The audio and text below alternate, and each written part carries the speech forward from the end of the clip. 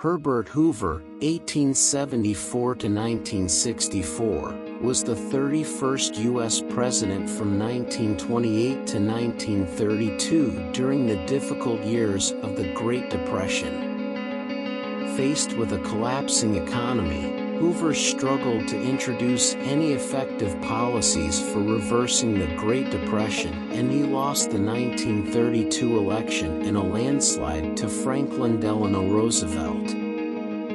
Before the Great Depression, Hoover had cultivated a reputation for being a very successful administrator and humanitarian. He was efficient and effective in distributing aid to European countries during and after the First World War. In the 1920s, he was one of the most active ministers in Calvin Coolidge's government. However, his reputation as a great humanitarian was forever changed by the huge economic and social costs of the Great Depression, which rightly or wrongly were associated with Hoover's presidency. Early life. Hoover was born to Quaker parents in a rural part of West Branch, Iowa.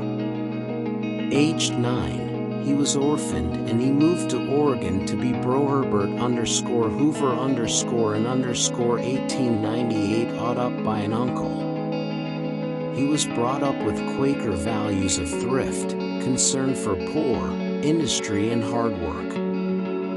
He graduated from Stanford University in 1895 with a degree in geology. His first job was working in a mine in California for 10 hours a day at 20 cents an hour. However, Hoover was very ambitious, and using his degree and hard work, he soon graduated to supervising mining projects, and his skill was rewarded with gaining profitable contracts around the world. In 1900, he was in China at the outbreak of the Boxer Rebellion. Hoover distinguished himself by organizing relief efforts for foreigners trapped in China during a time of hostility towards them. Humanitarian efforts. By the outbreak of the First World War, Hoover had amassed a personal fortune of over $4 billion through his investments in mining projects.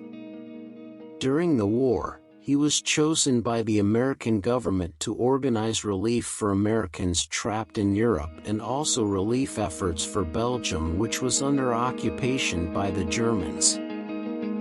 Hoover used his forceful personality, efficiency and clarity of vision to organize substantial humanitarian aid, especially to Belgian citizens caught up in the war. Hoover was ideally suited to the task and was a powerful organizer. He was later accused of sharp practices and personally benefiting from his humanitarian efforts.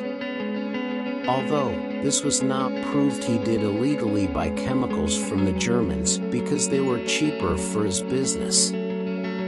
Hoover's talent for organizing humanitarian relief was only matched by his capacity for self-aggrandizement. He called his own relief efforts in Belgium as the greatest charity the world has ever seen.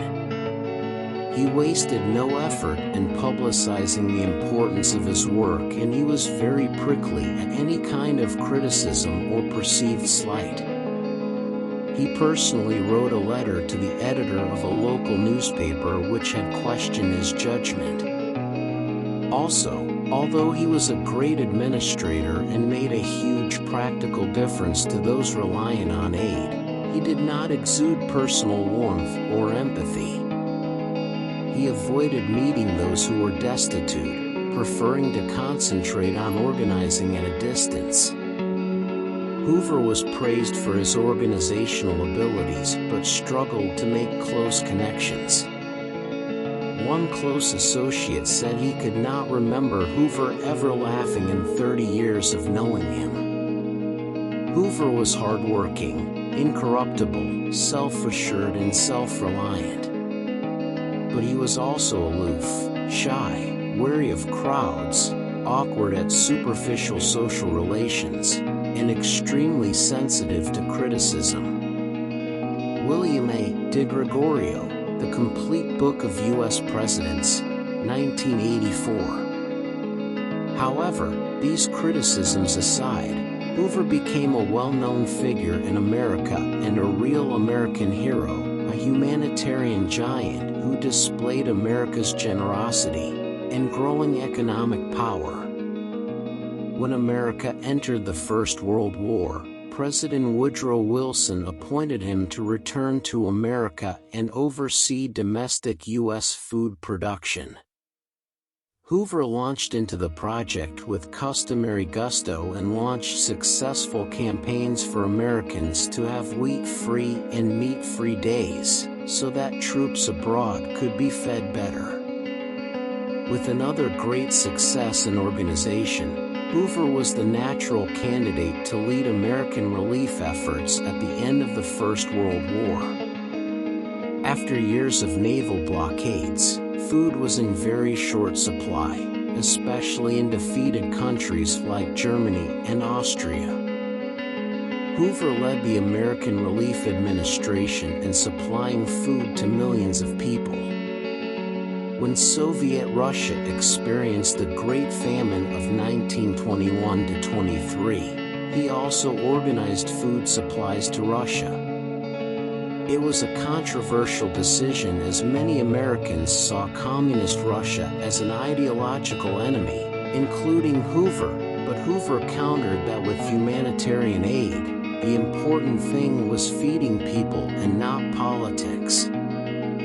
He said, 20 million people are starving. Whatever their politics, they shall be fed. Secretary of Commerce. Herbert Clark Hoover in 1921, Republican President Harding appointed Hoover to be Secretary of Commerce. Hoover proved one of the most dynamic and progressive members of the Republican administration. At the time, the Republican orthodoxy was one of minimal government intervention and allowing markets to function without interference. However, as a natural organizer and administrator, Hoover turned his attention to new business, such as radio broadcasting and aviation. Hoover was responsible for the first pilot licenses in an attempt to improve the safety of air travel. Hoover also helped to start projects such as the Hoover Dam and first interstate roads. He took it upon himself to try and solve traffic congestion, labor disputes, child safety measures, and the price of rubber.